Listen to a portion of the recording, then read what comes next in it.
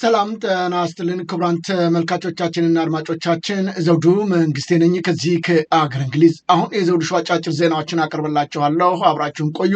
በቅድሚያም ርዕሶቹን እንሆ። ንጹሃን በድሮን በጭካኔ ተጨፈጨፉ፣ ታቦቱ በምዕመናን ተወሰደ። ሚኒስትሩም ምርጫውን አደነቁ፣ ገዳውም የሞት ፍርድ ተፈረደበት። የኢትዮጵያዊ አትሌት ተገደለ።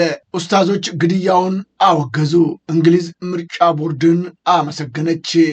ኤርትራ በዩኤን ተመረጠች። አሁን ወደ ዝርዝሩ እንሄዳለን፣ አብራችሁን ቆዩ።